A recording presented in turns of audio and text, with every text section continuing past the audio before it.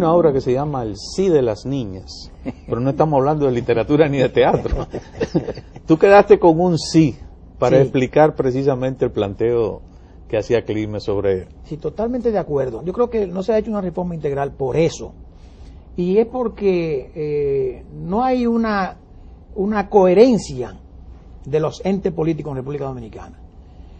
Cuando el PLD está en la oposición, piensa como piensa el PRD hoy. Sí. Y cuando es el PRD, lógicamente está. O sea, yo le decía inclusive a los legisladores de la oposición que no tienen una presencia para quizá parar muchas cosas. Digo, señores, no se retiren del hemiciclo. Vayan con sus propuestas, argumentos, díganlo ahí. Y digan esto, que eso va a quedar. Si la mayoría aplastante lo ignora, bueno, pues usted cumplió con su deber congresional, que para eso fue que lo eligieron. No se vaya y diga, no, lo aprobaron porque nosotros nos ausentamos del hemiciclo. No. Vaya y asuma responsabilidad. Pero ¿qué pasa? La gente dice que la política es una falsa. Y tiene mucho de verdad. Claro. Porque entonces esa falsedad de los entes que actúan en la política y que muchos de ellos son técnicos, entonces complica el escenario y la gente entiende menos. Porque, por ejemplo, si uno oye a unos técnicos calificados que muchas veces que han estado actuando en crisis y que ahí uno dice, concho, mira, estamos en una crisis y vamos a salir porque tenemos la gente adecuada. A veces las decisiones no son las adecuadas, pero sí la gente es adecuada. Y ahí entra también el factor de la voluntad política. Quizá la voluntad política del mayor dice, hay que hacerlo de esta forma, y entonces los técnicos no tienen capacidad para cambiar eso, y al final de cuentas las cosas salen mal. Y el técnico dice, yo lo dije que no era así. Pero eso, cuando tú lo ves, y tú no quieres, le quieres cambiar a la opinión pública lo que es la realidad de la cosa, entonces tú dices, oye, pero no puede ser así.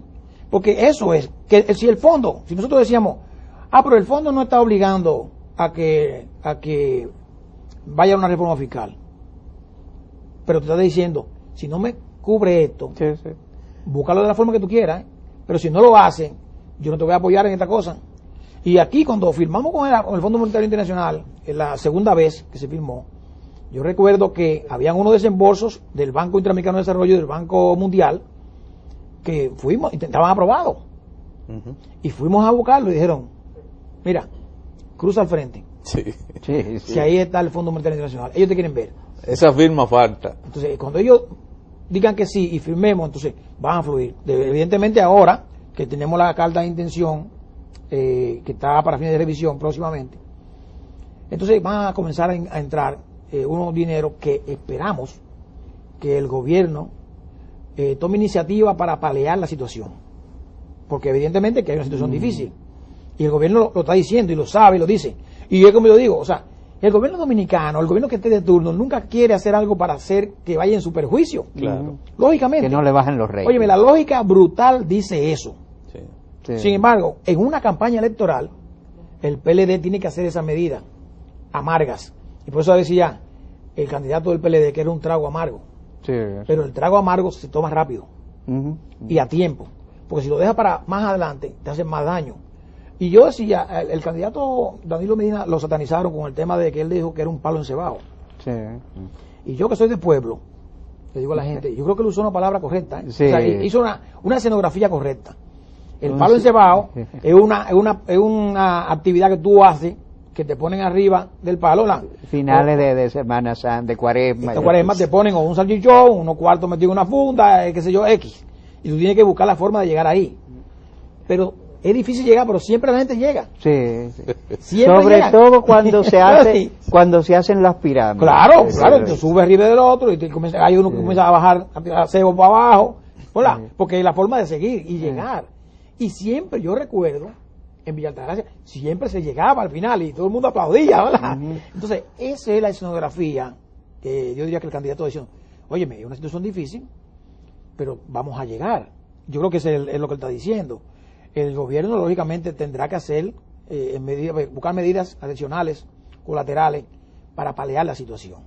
Pero, de que era obligatoria la reforma, lo es. Ahora, vamos a entrar a la reforma. La reforma, como se llevó originalmente, que no fue discutida con nadie, y yo no lo veo tan mal, porque el debate siempre comienza. Yo creo que era la mejor idea que hemos ido. una reforma afectando subir impuestos a juegos, a vicios, y en una menor medida afectar un porcentaje de los activos productivos de la banca nacional, que mucha gente entendía, y después la banca la entendió, que eso iba a ser realmente un impuesto directo que iban a subir la tasa. Pero el gobierno lo pedía era un sacrificio a la banca. Sí. ¿Por qué? Porque la banca, desde los años 2004 hacia acá, ha tenido una... no le ha ido nada mal. Nada mal, ¿verdad? Porque, y eso, escúchame, terrible. El sector financiero no ha perdido en ninguna de las crisis. Que debemos señalar eso, que el sector financiero en los últimos 6 años o 7, que venía de una crisis sumamente peligrosa. Ahí perdieron, esa crisis perdieron. Exacto, pero no solamente se saneó, sino hoy que nuestra banca tiene hasta una sobreliquidez en algunos casos. ¿Y a qué se debe esa sobreliquidez? A la confianza. Exacto. Que ha brindado el Estado Dominicano, el gobierno que está de turno. Entonces el gobierno le dice, tú me estás diciendo todos los años que te ganas 1.000 millones, 2.000 millones, 3.000 millones, perfecto, yo soy el colaborador de esa ganancia tuya. Yo tengo un problema ahora y quiero que tú conmigo me ayudes a sacrificarme. Ahora, el gobierno tiene que ser primero sacrificado. Y el gobierno tiene que mandar señales de austeridad. Sí. Mandar señales claras de austeridad. Y yo voy a poner un ejemplo ahora mismo. Y eso pasó por desapercibido. En el Senado de la República se votó, cuando se aprobó la reforma, dos senadores votaron en contra. Sí. Y los 2 eran del PLD. Porque Amable se equivocó. Amable se equivocó y votó sí. Por error. Lo reconoció, me equivoqué, le di el botón que no era. Pero esos 2 que no votaron, oye, esto bien, Irujo, interesante esto. Uno de los 2 que no votaron, que es un amigo mío, que es el senador de ¿cómo se llama? De Sabaneta. Sí, de Santiago Rodríguez. Santiago Rodríguez. Él no votó porque sus negocios son de banca de lotería. Pero es un mal mensaje que manda el PLD ahí. Sí. Porque eso es una línea política del partido. Sí. Entonces tú, si el país está sacrificando, los contribuyentes están sacrificando, el gobierno también, tú como ente individual te tienes que sacrificar. Claro. Y tienes que decir a tus pares, a tus amigos, señores, yo voté por sí porque tenemos que el país por un sacrificio. Y él votó no, y dijo, yo me voy a afectar yo mismo. Y quizá alguna medida se fue ahí también que, bueno, quizá como una de las propuestas planteaba afectar los activos fijos de la banca comercial. Los activos financieros. Los activos financieros. Pero también hubo una medida que afectaba entonces de manera llana a prácticamente todo el que hiciera un desembolso, una transacción bancaria. Eso iba a afectar también a la gente.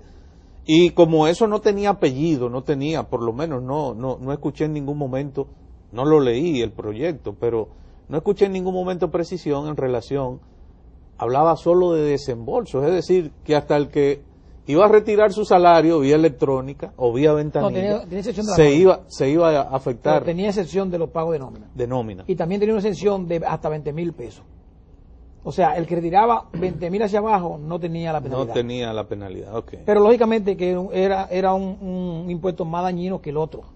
Correcto. Eso yo entendía. Sin embargo, hay un asunto, Andrés, y bueno, tú no eres el ministro de Hacienda, ni mucho menos, pero también, fíjate que estamos hablando de que estas propuestas se han planteado para un periodo de crisis en que el gobierno tiene un déficit en sus ingresos, un presupuesto deficitario.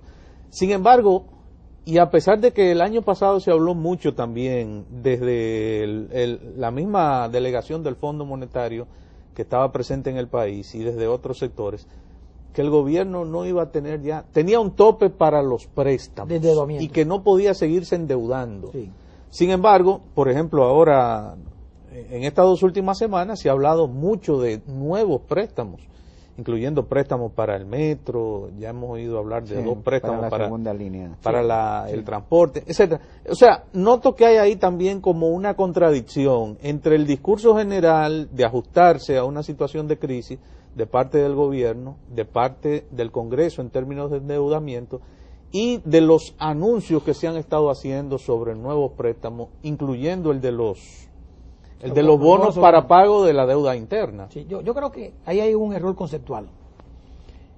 No es que el país está en el tope del endeudamiento, sino que debe ir moderadamente trillando ese camino. Controlándolo. Porque el endeudamiento todavía nosotros no hemos llegado al nivel que llegue a ese techo. Sin embargo, lo que te dicen es, ten cuidado, o sea, modéralo, pero no hay ningún problema. El Fondo Monetario Internacional llegó un momento en que sí hubo un tope, creo que era en el año 2007, si no mal no recuerdo, había una prohibición, porque estábamos en el Pero medio, era para ese año específicamente. para ese año Sí. específicamente, Sí. pero ahora no. Entonces, lógicamente, tú tienes que controlar tanto el Ministerio de Hacienda, que maneja la deuda pública, como todo el equipo económico, que el país tiene capacidad de endeudamiento. ¿Para qué ese endeudamiento? ¿En qué tú lo vas a invertir? Es la calidad del gasto. ¿Dónde tú vas a invertir ese ingreso que tú estás recibiendo? Que lo vas a invertir en gasto corriente o en gasto de capital. ¿Cómo lo vas a invertir? Hay un presupuesto que se está manejando aquí en términos de tiempo y de sección. Vamos a cumplir con esa parte. Bueno. Todo es político, aunque lo político no lo es todo.